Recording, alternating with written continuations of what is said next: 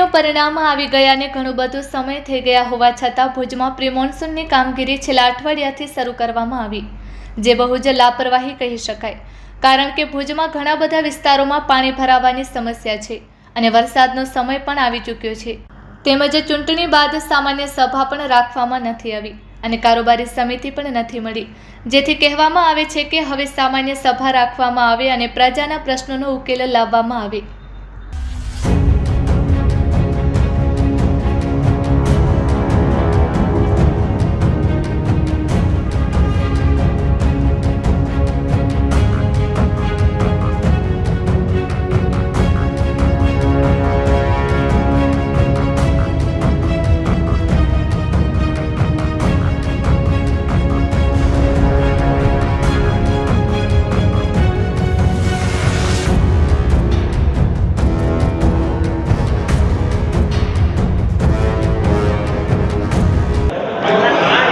આજે જ્યારે પરિણામ આવ્યું એને લગભગ 50 દિવસ થઈ ગયા. એના અગાઉ વહીવટદાર શાસન હતો 1.5 મહિનો જેવો.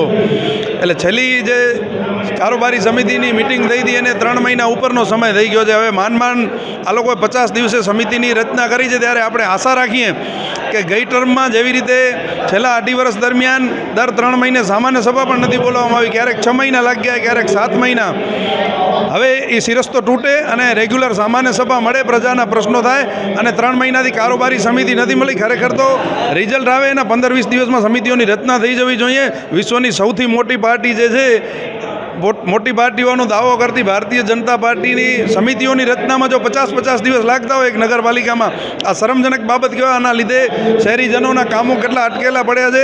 હવે આપણે આશા રાખીએ કે કારોબારી સમિતિ અને બધી સમિતિઓ બની ગઈ છે, ચેરમેન નિમાઈ ગયા છે, ત્યારે તાત્કાલિક અસરથી જે અટકેલા કામો છે એ પૂરા કરે, નિયમિત સામાન્ય સભા મળે, શહેરીજનોના હિતના અનેક પ્રશ્નો છે જે અટકેલા છે એ તાત્કાલિક પૂર્ણ થાય એવી આપણે આશા રાખીએ છીએ અને શુભેચ્છા પાઠવીએ છીએ.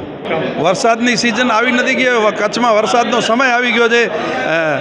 પ્રી મોન્સૂનની કામગીરી છે એ ખરેખર તો દર વર્ષે કરવાની હોય છે, પરંતુ આ પ્રી મોન્સૂનની કામગીરીનો ટેન્ડર હમણાં અઠવાડિયા પહેલાં ખુલ્યો છે અને અઠવાડિયાથી આ કામગીરી ચાલુ થઈ છે. આટલો મોટો ભુજ છે, કેટલા વિસ્તારોમાં પાણી ભરાવાના પ્રશ્નો કાયમી છે, ત્યારે આ બહુ મોડું કહેવાય. અને હજી અમુક વોર્ડોમાં તો એ કામગીરી ચાલુ જ નથી થઈ, એટલે તાત્કાલિક એ કરવામાં આવે.